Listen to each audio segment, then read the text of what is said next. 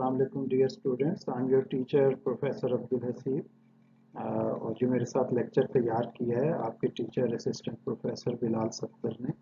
मैं उनका बहुत मशकूर हूँ। आज हम चैप्टर नंबर 7 के कंसेप्चुअल क्वेश्चंस करेंगे। Give two applications in which resonance plays important role. तो हम ये दो एप्लीकेशन इसमें लिख सकते हैं, जैसे हमने cooking of food in microwave oven और रेडियो रिसीवर को लिख रहे हैं। इसमें आप कोलैप्स ऑफ सस्पेंशन ब्रिज उसको भी ले सकते हैं और इस तरह चंद एक और एग्जांपल्स भी ली जा सकती हैं। तो रेडियो रिसीवर कैसे ट्यून होता है? Tuning of radio is an example of electrical resonance when we turn the knob of radio to tune a station. तो जैसे ही आप वो नॉब को घुमा रहे हो या प्लस माइनस के बटन्स भी लगे होते हैं रेडियो पे, तो उसमें फ्रीक्वेंसी उसकी अप डाउन हो सकती है। सपोज आपने उसको 93 मेगाहर्ट्ज पे लिया, तो वो इनकमिंग फ्रीक्वेंसी भी जब 93 मेगाहर्ट्ज होगी तो आपका ये चैनल इसमें आपको क्लियरली वॉइस आना शुरू हो जाएगी। तो natural frequency of electric circuit of receiver to make it equal to transmission frequency. ये आप देखें, ट्रांसमिशन फ्रीक्वेंसी के इक्वल इसको लाना पड़ता है, तब वो रेडियो ट्यून होता है। इसमें मैक्सिमम एनर्जी एब्जॉर्प्शन हो जाती है उस टाइम पे और आपको वॉइस सुनाई देना चैनल की शुरू हो जाती है। दूसरी एग्जांपल है माइक्रोवेव ओवन में जब आप कोई खाने की चीज़ रखते हैं, जैसे आपने कोई सालन वगैरह रखा है, पानी रखा है, चाय रखी है, दूध रखा है, तो उसके वाटर H2O और फैट मॉलिक्यूल्स ये रेजोनेट करते हैं, उस फ्रीक्वेंसी के साथ मैच कर जाते हैं जो माइक्रोवेव ओवन थ्रो कर रहा है उनके ऊपर। तो जब इनकी फ्रीक्वेंसी उनके साथ मैच करती है तो ये मॉलिक्यूल्स, इनकी kinetic energy, vibrational kinetic energy बढ़ने लगती है और वाइब्रेशनल काइनेटिक एनर्जी बढ़ने से ही ये जो भी चीज़ रखी है वो हीट अप होना शुरू हो जाती है। What happens to the time period of a simple pendulum if its length is doubled? तो टाइम पीरियड के फार्मूले में ये आप देखें t is equal to 2 pi under root L by G. इसमें आप फार्मूले को चेंज करते हैं, t प्राइम लेते हैं। तो इसमें l प्राइम लेंथ को चेंज करके लिखते हैं, l prime is equal to 2l, यानी डबल कर रहे हैं लेंथ। तो ये देखें, हम यहाँ पे इसमें l प्राइम इसको लिखा और नीचे आके इसकी जगह 2l लिखा। अब इस 2 को अंडर रूट 2 करके आप बाहर निकाल, ये बाहर आ गया। तो बाकी आपके पास ये 2 pi under root L by G, ये यही फार्मूला है ऊपर जो टी के इक्वल है। तो इसको दोबारा आपने टी लिख दिया तो आपके पास आंसर आया कि लेंथ डबल करने से नया time period T prime equal होगा अंडर रूट 2t। अगर आप अगला स्टेप करें कैलकुलेटर से अंडर रूट 2 कैलकुलेट करें तो ये 1.41 आंसर आएगा। इसका मतलब है कि टाइम पीरियड इंक्रीज कर गया लेंथ के डबल करने से। क्वेश्चन नंबर 3 है what will be the frequency of a simple pendulum if its length is 1 metre. अब सेम वही फार्मूला यूज हो रहा है, पहले लेंथ को डबल किया था, अभी उन्होंने कहा लेंथ की वैल्यू पुट कर दें 1 मीटर। तो ये लेंथ की जगह उसी फार्मूले में आप देखें 1 लिख दिया, 1 मीटर। अब इसको कैलकुलेटर से आप सॉल्व कर लें, 1/9.8 अंडर रूट को और बाहर 2 पाई से मल्टीप्लाई कर दें तो इसका आंसर आया 2.0058 सेकेंड। और अगर आप फ्रीक्वेंसी कैलकुलेट करना चाहते हैं तो 1/t 1/2.0058 और ये आपके पास 0.498 साइकिल्स पर सेकेंड या हर्ट्ज इसकी फ्रीक्वेंसी होती है, वो आप लिखते हैं।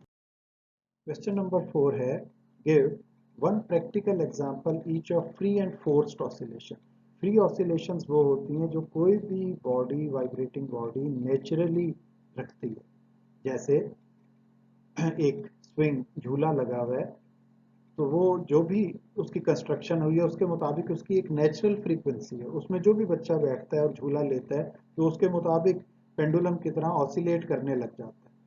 तो फ्री ऑसिलेशन और फोर्स्ड ऑसिलेशन में फ़र्क होता है। फोर्स्ड का लफ्ज़ी मतलब है ज़बरदस्ती। तो ये बिल्कुल ऐसे ही है जैसे जैसे एक पेंडुलम हैंग हुआ है, आप उसे हाथ से पकड़ें और अपने हाथ के साथ उसको छोड़ें मत। जैसे जैसे आप हाथ वाइब्रेट करें वो भी वैसे वैसे वाइब्रेट करे। तो इसका मतलब है आप उसको आज़ादाना तौर पे फ्रीली ऑसिलेट नहीं होने दे रहे, इसको हम कहते हैं फोर्स्ड ऑसिलेशन। फ्री ऑसिलेशन की एग्जांपल मैंने आपको दे दी थी, स्विंग वाली। और फोर्स्ड ऑसिलेशन की कुछ और एग्जांपल्स भी।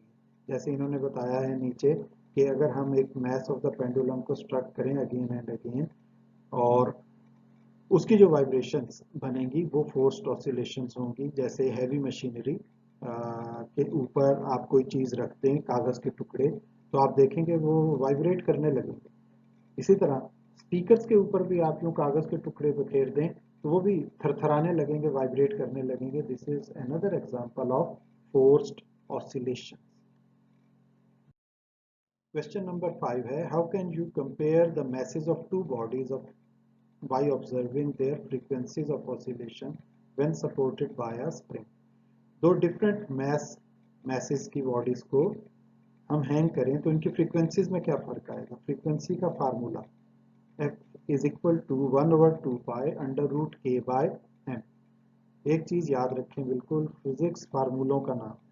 अगर कोई भी चीज पढ़ते साथ आपके जहन में उसका फार्मूला नहीं आया तो इसका मतलब है आप फिजिक्स में कमजोर हैं।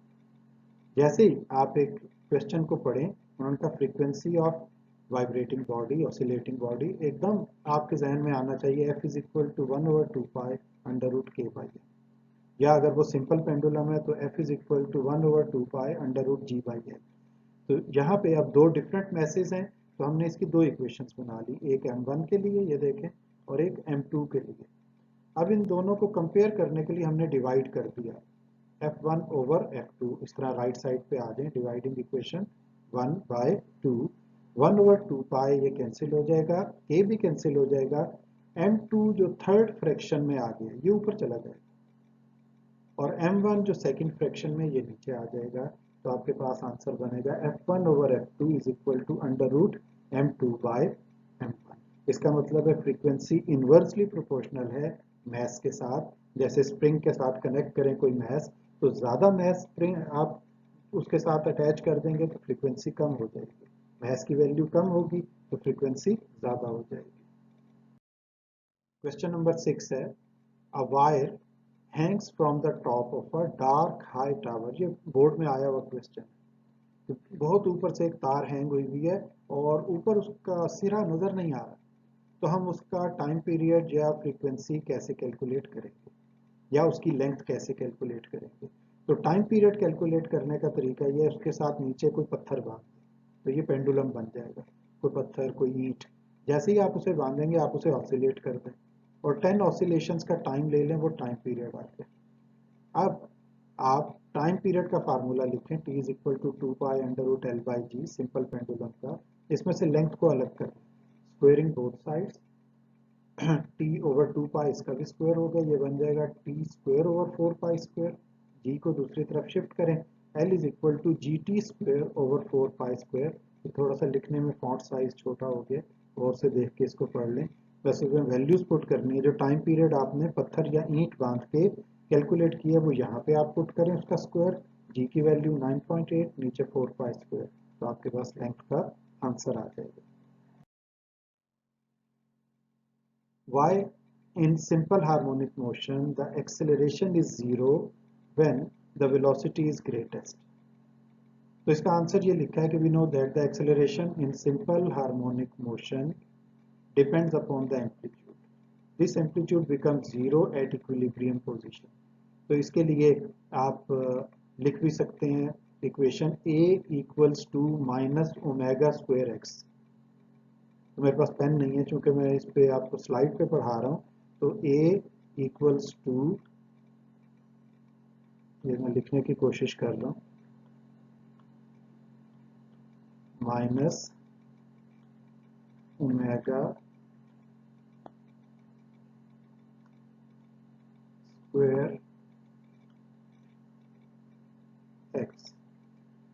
अब इसमें सिंपल आप x की वैल्यू जीरो पुट कर दें, इस x की वैल्यू, तो इस x की वैल्यू आप जीरो पुट कर दें तो ये राइट साइड जीरो हो जाएगी, तो a का आंसर जीरो आ जाएगा।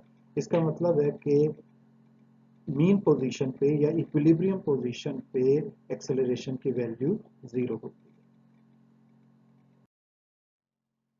What is the total distance covered by a simple harmonic oscillator in a time equal to its time period? The amplitude of oscillation is capital A. तो